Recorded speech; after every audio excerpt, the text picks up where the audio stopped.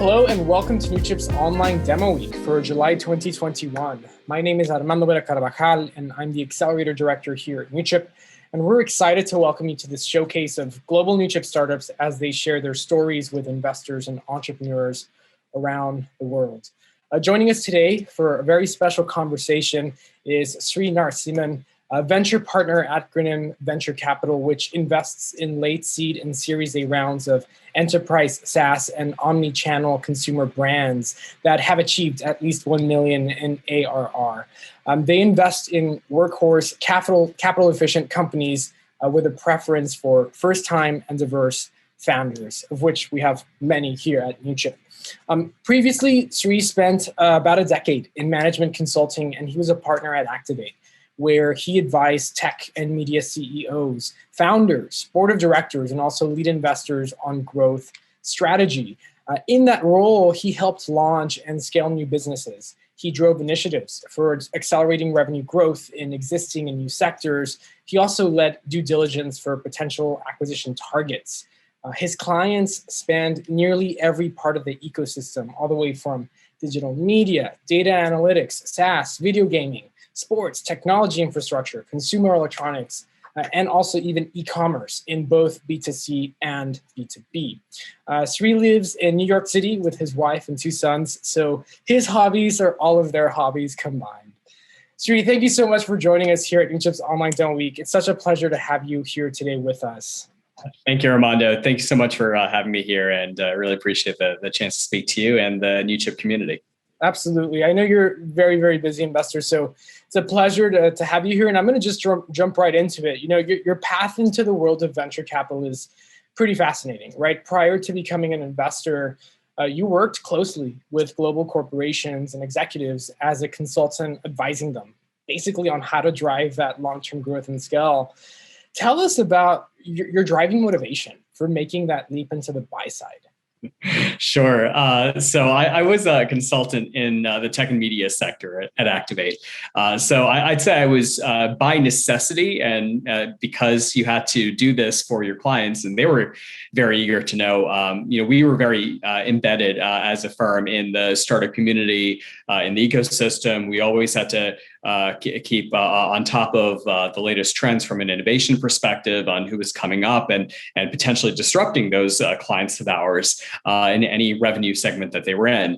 And so nearly every one of the engagements we were asked to be on had some kind of competitive analysis of the startup ecosystem or innovators, or in many cases, many of our clients were looking ultimately to buy their way into a new market through an acquisition or through some type of major investment. And so our job was very much to know who the potential startups were that could come eat their lunch, or who could be ultimately acquired as part of an opportunity scan or as part of due diligence activities. So that was really, I'd say, the biggest aspect of just being aware of it. It doesn't address the motivation, but definitely helps explain why, as a consultant, I was so deeply involved in it. I've also been an angel investor for a number of years prior to moving into VC. And so a number of founders over the years, both ones that I'd invested in or I'd interacted with, had asked me for advice, knowing what I do for clients, for major clients, everything from customer acquisition to how to retain customers to how to put together an investor pitch, because that's oftentimes we were helping our clients put together those kinds of pitches. So naturally, I felt like I was able to do that for them in a very much a pro bono advisory type of way. So over time, after spending 10 years of consulting, it was clear to me, and even from the founders that I spoke to, that I clearly was able to help many of them in a much more I'd say serious way in a way that I can both be a much more deeply embedded advisor to them. And the way to do that really was to move into VC, where I would be investing in them. Therefore, I'd have a much better sense of the challenges that they had, a sense of what the growth opportunities were, and a better sense of how they could really drive that long-term growth. To your point, I'll say after a decade of consulting, and a decade in consulting, if you haven't been in consulting, is a very, very long time to be in consulting for most people who've gone through it. I would say that I was advising on so much innovation, so much of how companies needed to think about how to succeed in tech and media, which was changing every day for them, that I really felt like I needed to expand my ability to understand what was happening as well. And the best way to do that was to be on the buy side, to be in an area of that ecosystem that I hadn't had as much direct exposure to on a day-to-day basis. And so I'd say that was really it for me, is to really kind of see that side.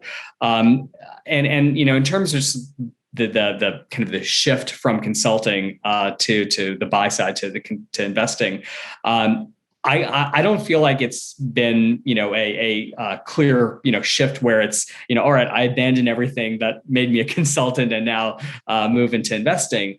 I view my ability to advise as very much part of my DNA and who I am. And so every conversation I have with a founder, ones we've invested in, as well as ones that have just pitched to me, I provide, a sense of what they need to do from a strategic perspective, what they need to do from a growth perspective. That's just how I've been trained. And that's how I really feel like I add value. And that's certainly what excites me about, being in this space now. That's incredible. And thank you for that context. I really firmly believe it's intriguing, right? How consultants often have such a unique perspective into the inner workings of companies, as you alluded to, right? It's almost as if you're quasi-insiders and you get to learn how the sausage is actually made, per se, right? And because you are, in fact, a consultant in that business, your job typically is to assess, to analyze, to make those recommendations to the client, the end client. So, thinking about that decade that you were a consultant and the shift that you made here into the buy side as an investor, what are some of the key lessons that you learned as a consultant and that have shaped how you think about building and investing in promising businesses today? Yeah, that's a great question. Definitely saw how the sausage was made in many, many cases. I would say we had a saying at Activate, and it's something that you don't hear consultants often talk about, because you typically tend to hear things like, oh, what's the size of the market? What's the TAM? What's the growth rate? Very important to be sure. It's very important metrics to look at. What we talked about actually oftentimes, especially in the context of the kind of work we were doing, again, in tech and media, with these industries that were rapidly changing and really were at the cutting edge of innovation.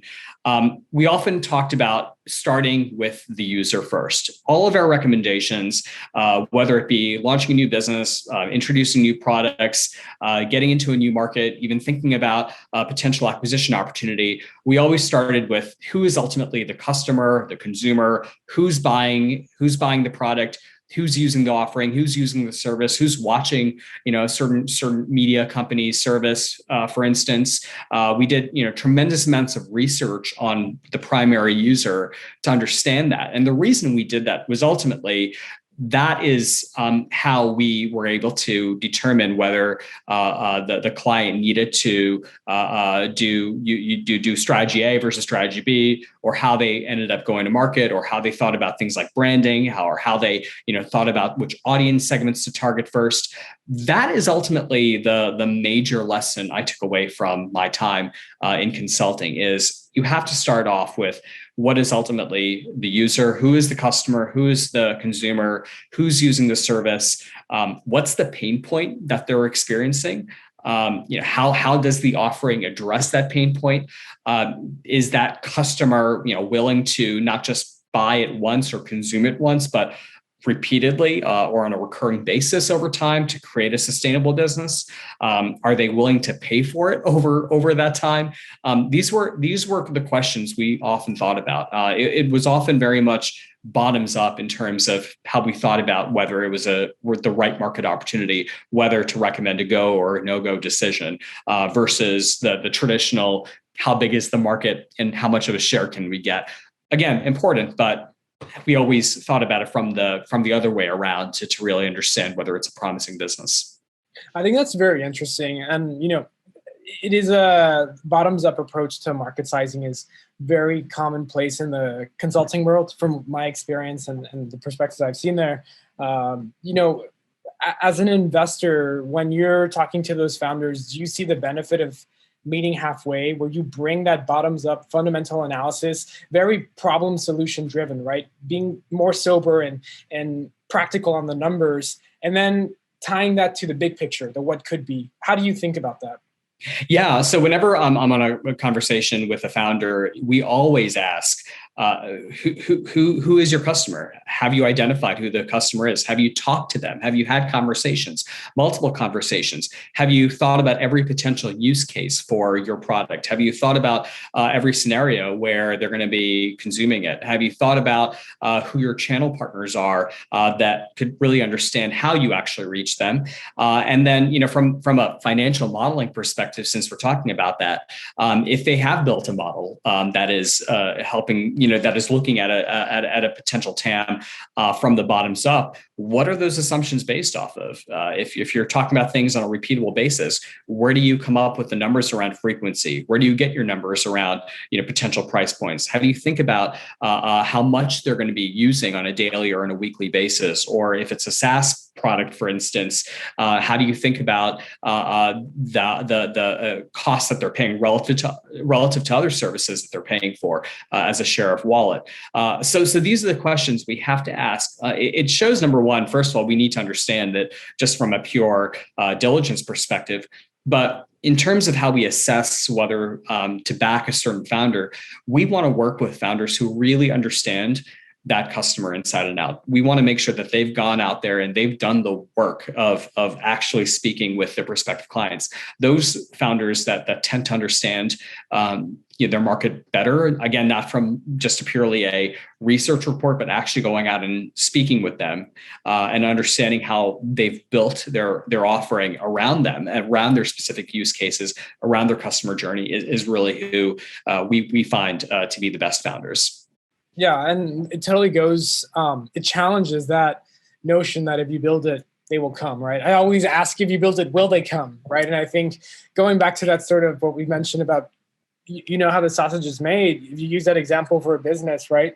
The assumptions are very important. If you're projecting that you're going to hit $500 million in revenue because you're assuming that your customer is going to eat that sausage 3 times a day, every time of the week, right? It's not a very realistic problem that they're solving, right? So always challenging and pushing back on those assumptions. It's something that we do every day here with our founders because we know that investors are going to do it too, right? And we want to ensure that they're coming from that right mindset as they enter these conversations. Armando, it's funny because I had a friend of mine who's a founder of multiple companies, and he is often asked to mentor other founders. And he told me once, I just want to tell these founders, they're not going to be the next Steve Jobs, even if they think they are. And we were cracking up about that. And it wasn't meant to be insulting or condescending. It's just that even Steve Jobs understood that simplicity is what consumers needed. It was ultimately how do you solve a major pain point of over complexity with a smartphone or any other product that they were using. And so ultimately you need to understand as a founder what is the behavior that consumers exhibit, and it really comes down to that. And what I find very interesting about just thinking about this is that if you just stop for a second and look at how consumers behave, it's hard to change existing behaviors. But consumers often find a way, and even with corporate clients, we often find that they ultimately are already finding a way to solve for the pain points. And they're taking shortcuts or finding ways to get through that pain point in some often convoluted way. If you can find a way to make that process much more streamlined, efficient, and save that person a ton of time or money, or help them to access a different market or a new market in a much more robust way, those are the businesses that tend to do well because they already understand ultimately what the target market is doing to get there. Exactly. And I think it goes back to the core, right? The fundamentals that any entrepreneur should be thinking about when they're launching a new business. They should be launching it because they understand there is a problem, right? That they're trying to solve. That problem needs solutions, of which there might be some, but they're not fully addressing all aspects of that. And we do our fair share of diligence here at Newchip to ensure that companies have that clearly written out, right? They need to understand their problem at the top level, but also very granularly, backing it up with data, with numbers, and ideally validation that they've collected from actual conversations with their customer. Because as you mentioned, and it's so good to hear you talking about this, if you don't get that feedback from your customers, you're just assuming that they will come, right? And it's very, very different. And it drives a very different conversation when you're telling investors that you have actual data from the potential customers themselves, the users. Drives it differently. Tying this a little bit more to your experience with Acronym VC, obviously currently you're focused on deploying capital to companies in enterprise SaaS and omnichannel consumer brands. I imagine that you only can spend so much time talking with different founders as you evaluate them for an investment. So tell us a little bit more about your fund's thesis, why you follow this approach when considering these entrepreneurs for potential deals. Yeah. And as you said, our thesis is we focus on enterprise SaaS and omnichannel consumer brands. What separates us, and we invest, by the way, at the late seed and Series A, but what separates us is we invest in companies that, for enterprise, that have hit at least 1 million in annual recurring revenue, US dollars, and for consumers, 2 million. And the reason we have those revenue thresholds or those floors is for one very big reason. We want to see market traction to help us determine whether there will be a sizable market ultimately, or whether there's going to be real user growth around this. And even I think the best seed investors or pre-seed investors will get it wrong most of the time, even if they understand who the founder is, or they know the market well, or know the sector well. They'll get it wrong most of the time. That's just how the data is. We need to see that market traction first, and we need to see that there's been repeatable traction on a recurring basis. So for consumer products, we typically look for anywhere between, or at least above 25 or even 30% repeat usage on a monthly basis to know that there's a market there and that there's real market traction. And it's important because, again, if you think about the sheer number of companies that are addressing a certain problem, you can spend all the time thinking about who your customers are, but ultimately you need to get them to pay in some form, or you need someone to pay in that value chain. And the revenue thresholds are the most straightforward way to determine whether there's a real model there, or whether it's limited to an early adopter community.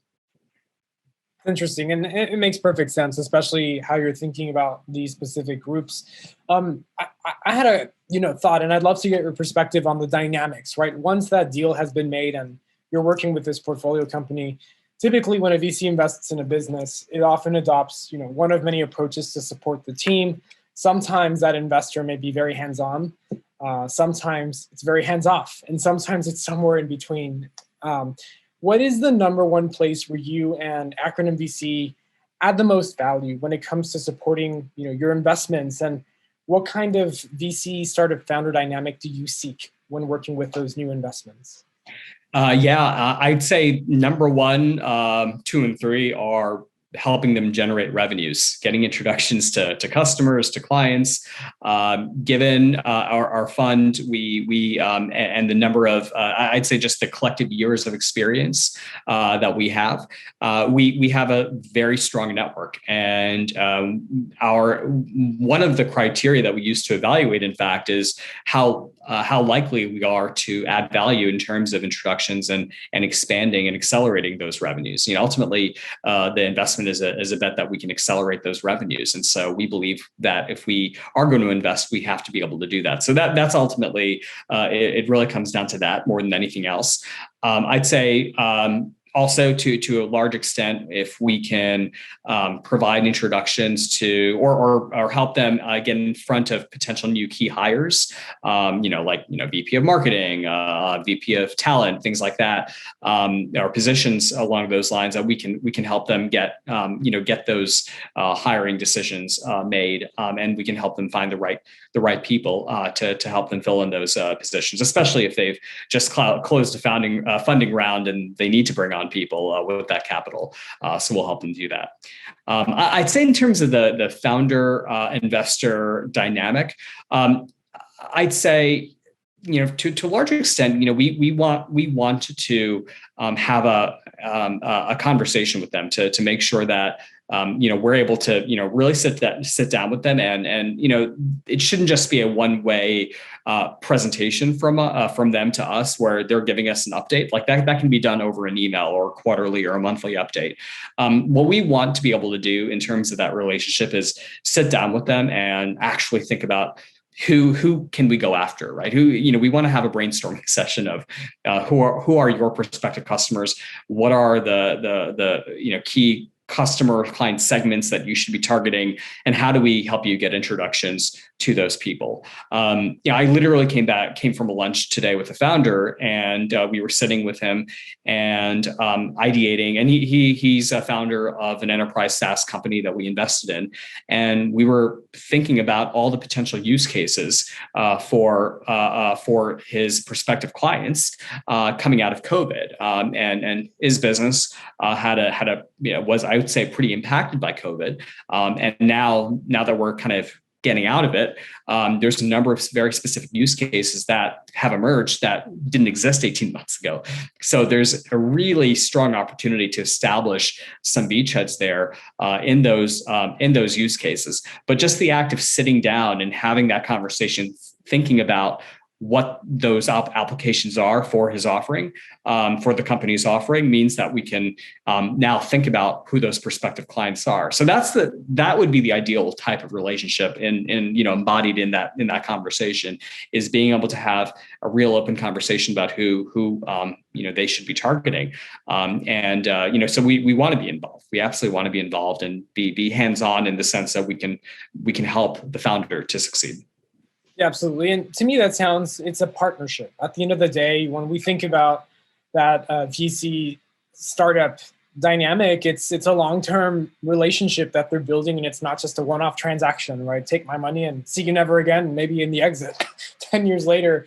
I think there needs by the way, every VC will say it's not to pick on you, but every VC will say it's a partnership. I mean, there's no doubt about it, right? Every VC wants to, no VC is going to come in and say, yep, you've got us for this one meeting, and we'll write you a check, and we'll see you in 7 to 8 years. It's going to, and it's interesting, right? I mean, it's actually interesting you say that, because when you think about all the sources of capital that are out there, right, for any business, period, venture capital is one of the more unique types of capital that's out there, because it's strategic in some form or another, meaning that it's very unlikely. And even with angel checks, right, even if you're not a VC and you're investing as an angel, you'll find that many of the angels, especially ones that have made a number of investments in startups, they try to figure out how do we help you beyond the capital. So it's introductions, it's finding ways to provide advice or think about or helping them by providing their own experiences as either a founder or a VC or an operator in the past. And you'll always hear these stories of, oh well, I believe I can bring something to the table because of these years I spent doing this, or past exits. So you always find that, and it's interesting because the partnership term is often used, but if you're a founder and you want to know what a VC can do, you need to probe into what that means, right? You need to really be willing to ask that question. What does that partnership mean to you? What are you actually going to provide, as opposed to taking the party line of a partnership? I think that's crucial that you mentioned it, because sometimes we've seen it in different ways, shapes, and forms to different extremes, right? Where that partnership can be nothing, right? Where there's just send us an email and we'll see why we can help, and we'll make that email intro and that's it. But then sometimes it's gone to the extreme, right? Where they're micromanaging and telling you how to run your business. And I like how you think about it. You're there to support the investment, the founder, make the introductions. But going back to those fundamentals, how do we drive the traction? How do we drive growth from an operational standpoint, which is in your best interest as an investor to just see them go in that direction? Thinking about, more the operational side of a business, you have that management consulting background, which gives you very interesting insight. Scaling business operations is much easier said than done, right? And achieving success in today's competitive environment necessitates achieving scale, right? To drive costs down and actually be profitable. So in your experiences, what are some of the challenges that businesses, namely startups, are facing when they're trying to scale and optimize those operations? Yeah, at the stage that we invest in, we really want to make sure that the founders, can know how to spend their capital efficiently, and that it's a kind of a vague thing to say, but I can explain what that means. It's very easy to take a bunch of capital and spend a bunch of it very quickly without really having a sense of how it should be used, in terms of knowing how to acquire customers, knowing how to figure out the right channels to go after, or knowing who the right people are to bring onto the team. Spending capital efficiently, and it is part of our thesis. Finding companies who are that are capital efficient. Being able to spend that capital efficiently and not run out of it so fast that you now have to seek another funding round, and you are exactly where you are when you got the initial funding round is really important. And so we tend to invest capital to provide a startup with I'd say anywhere between 18 to 24 months of operational runway. And so when we write that check, it's important that we understand that you as a founder know to a certain extent how to acquire customers. We don't want our check to be in education in how to acquire customers. We want our check to be used to scale the channels that you already know work for you. And if you're not at that point yet, we're not the right fund for you, or you need to go to an earlier stage fund and get the capital to be able to figure that out, or bootstrap it until you figure it out. So being able to test those channels, being able to understand what are the right avenues for capital is so critical at that stage. Right now, and I think I don't need to explain this at all to anyone. There's a lot of capital out there floating around, and it's very easy right now as a founder to if you've gotten a very nice valuation and a strong funding round to take that and say, okay, well, now I can go out and experiment with it. Just be careful. I'm not saying that you shouldn't be looking at different channels and you shouldn't find ways to you shouldn't take that capital and use it to make the necessary pivots, but just be careful about how you spend that, because it's very easy to go through it quickly. It's really easy to burn cash, and you want to ultimately to use it to deliver results. You ultimately want to be able to, hit the milestones that, you've set either to your investors or that you've circulated internally. Yeah, no, I think it's striking that balance with ambition, but also discipline, right? Operational discipline, so that you're not just bleeding. Because that's a term that I hear a lot. A lot of investors, especially at the seed Series A stage, they kind of expect the companies to bleed, right? And that they're just pouring in to drive that acquisition of customers. But at the same time, you don't want it to be reckless.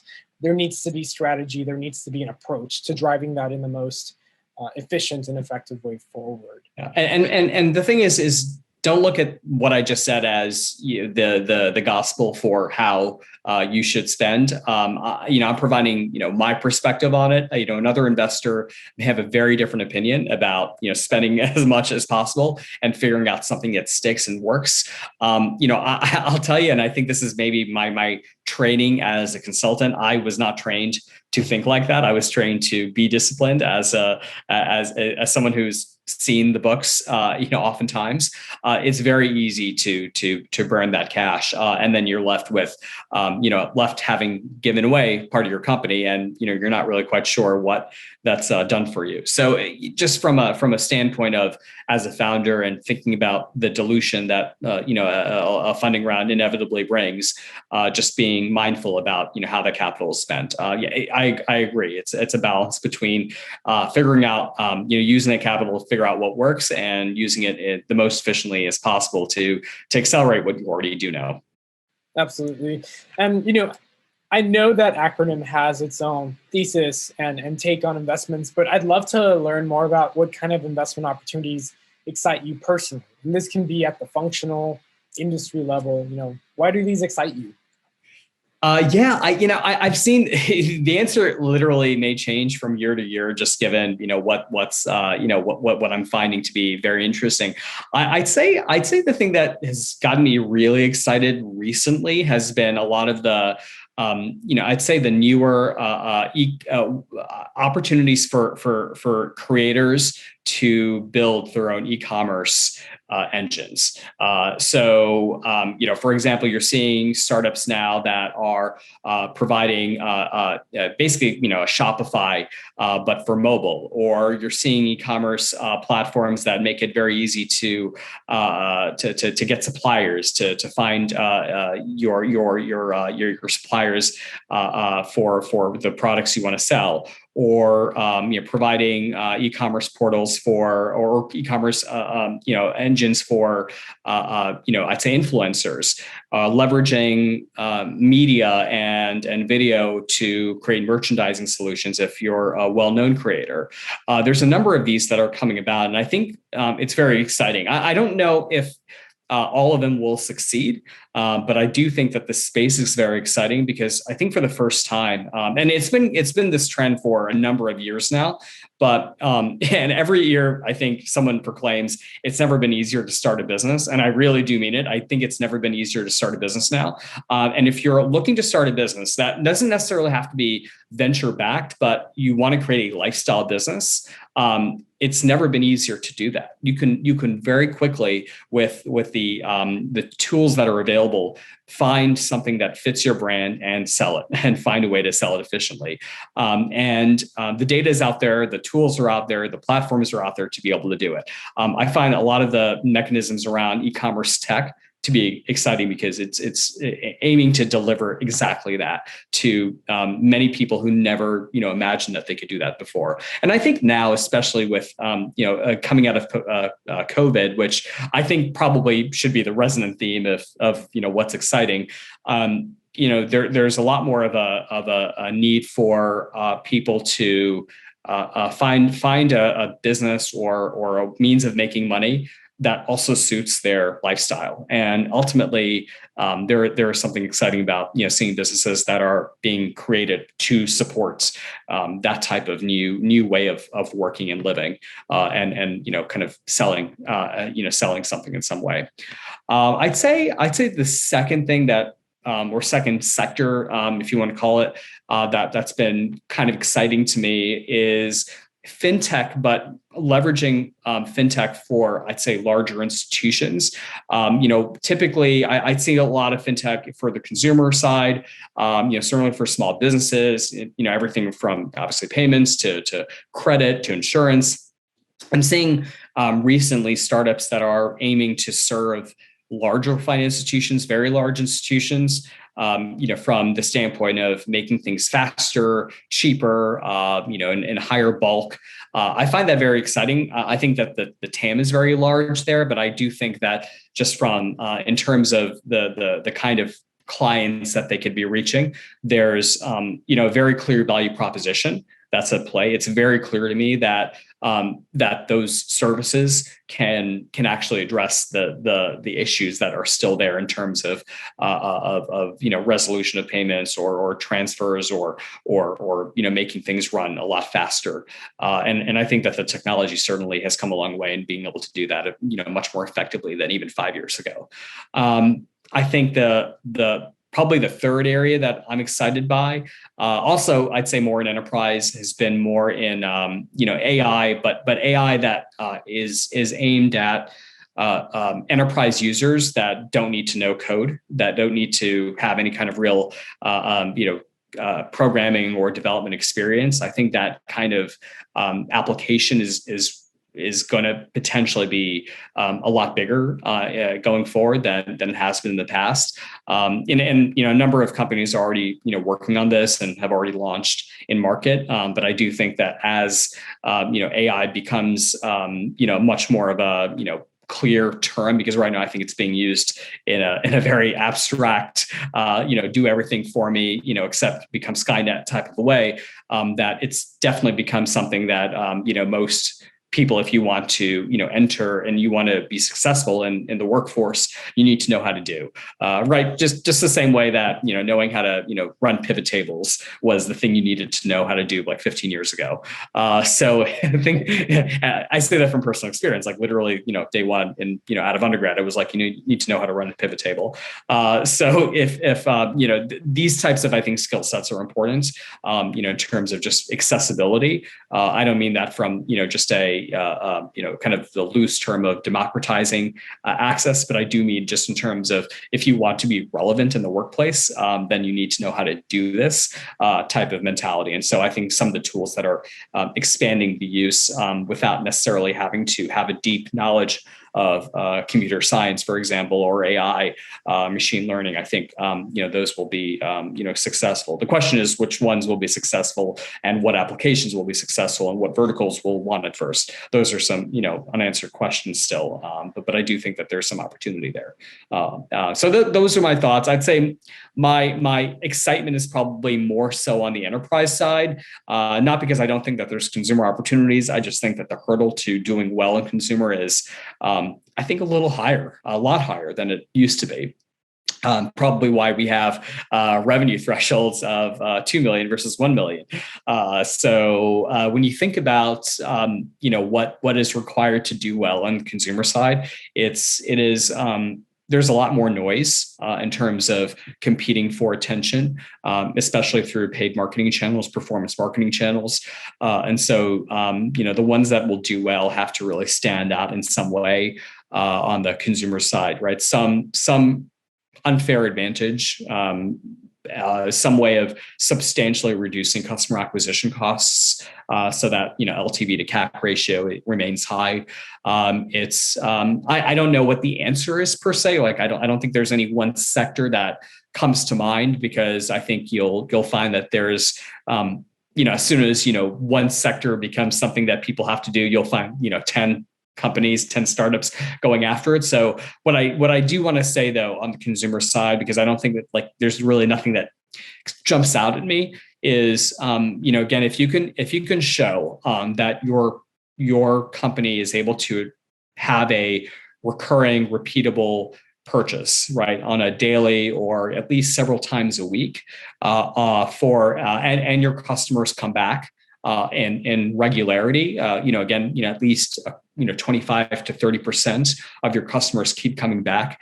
then I do think that there's, a promising model there and a promising, opportunity. I'm not as, excited by the startups that are more transactional in nature, even if, you think you can, be the best in category, at some point or another, your customer acquisition costs are going to be, sky high because you're trying to go after, a new set of users every single time. And so, again, my perspective from an investment thesis, I don't think, certainly is gospel for everyone, but, just in terms of how I think about the consumer side, I don't have any one particular subsector to think about. It's more that, opportunistically, if you can show me that your product will be consumed, on a repeatable, recurring basis, then, I'm excited by it. And again, the market traction has to be there. The revenues have to be there to prove that to me.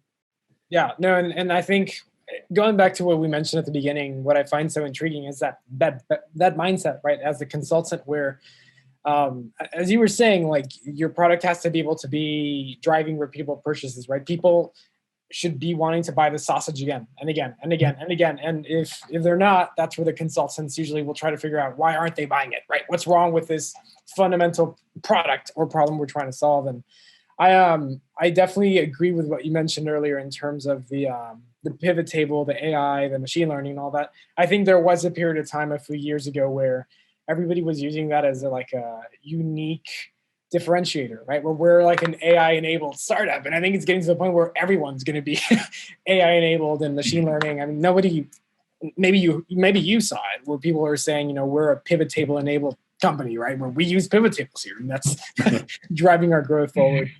But, you mentioned also earlier COVID-19, and I think I would be remiss if we didn't talk a little bit about this. Right now, we're moving into this next stage of global recovery, right? From the COVID-19 pandemic, there is the Delta variant, which has a lot of investors and entrepreneurs kind of anxious, worried. We still don't know what's to come, but always optimistic, right? What are your thoughts on where we are headed, both within the startup community and the VC ecosystems?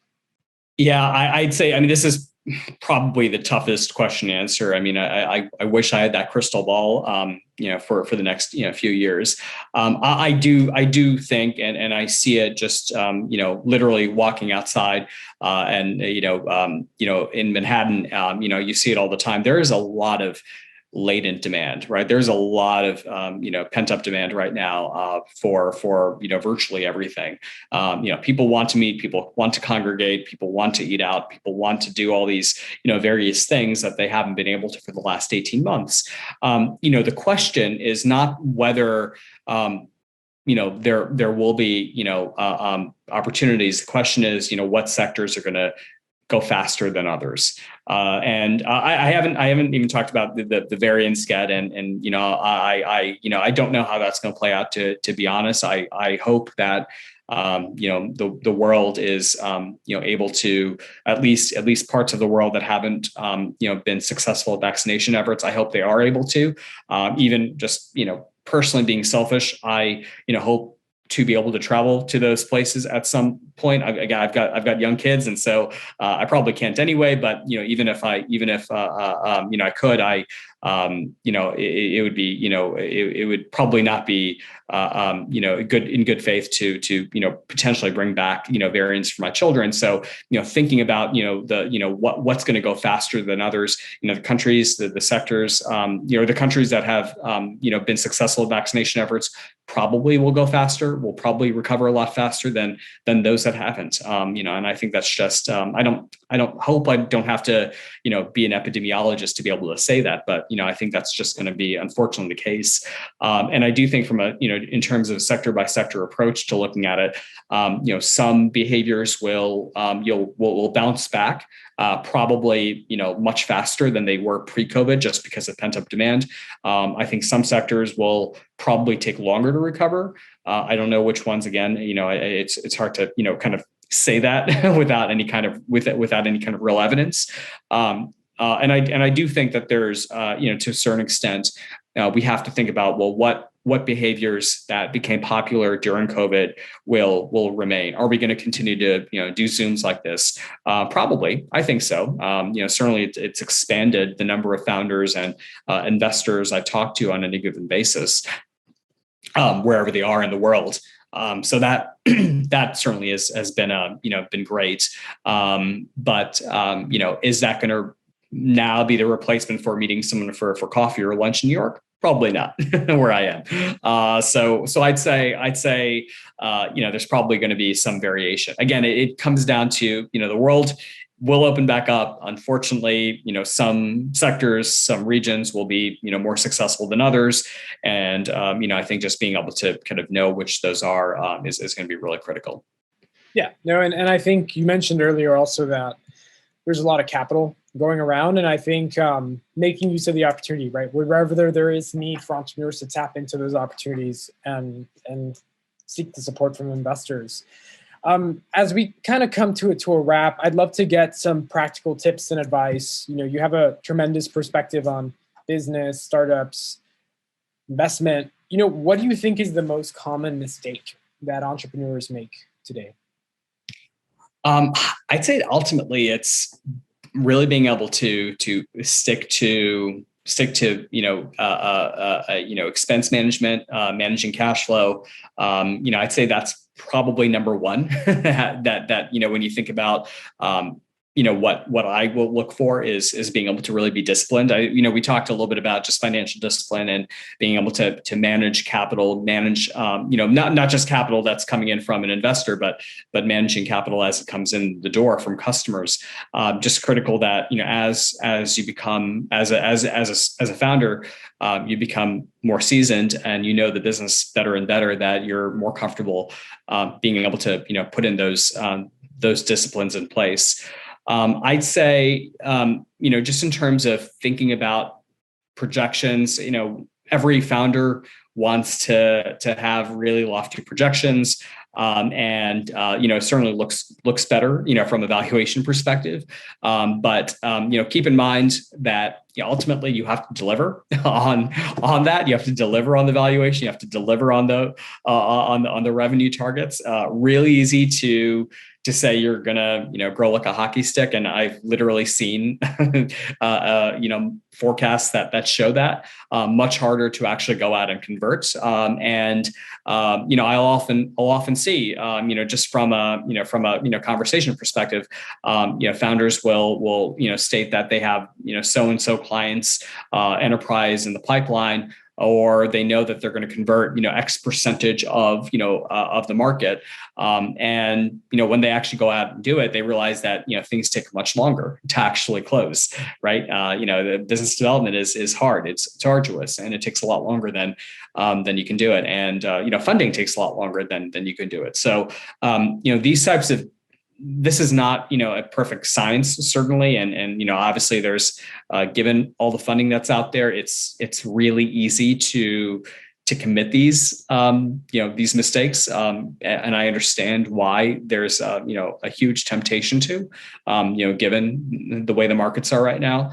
But I would say that definitely very important to just, keep an eye on, what you're saying you can deliver from a forecast perspective, and how you manage that cash flow. I mean, just ultimately, those are the two things that that a founder needs to be able to kind of manage very well. I mean, it is like the number one job you have is to be able to manage that.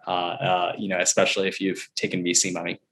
I couldn't agree more, and I'm so glad that you are saying this, because I've had a chance to meet a lot of different investors, and sometimes it's very far from this. They don't care about the discipline, the cash flow management, but it's so important, right? It's going to come back at some point, and you're going to realize that you've wasted all this money and you're not in a good fundamental position. At the risk of you answering the same question, the other side of the coin, what is the single most important trait that you believe any entrepreneur needs to succeed? And this could be maybe a little bit less functional, more qualitative, personality. What is that for you? The number one trait, it's got to be. It's hard, because if you told me pick one qualitative and one quantitative, I'd give you answer to both. But I'd say number one probably has to be grit for me. Just that level of tenacity, that you'll go out and you'll do everything to make something happen, regardless of the circumstances. And look, we just came out of, a very difficult 18 months for a lot of businesses. In some cases, it went very well, but in some cases it didn't. And being able to manage through that is really kind of demonstrates that ability to persevere and of course adapt to very changing circumstance. So that would be number one for me. And it's hard to necessarily kind of know that ahead of time, right? It's I think it's less of a criteria for investment and more of a criteria for, I think, what will help a founder be successful. I think the question of whether what to look for when we're evaluating companies.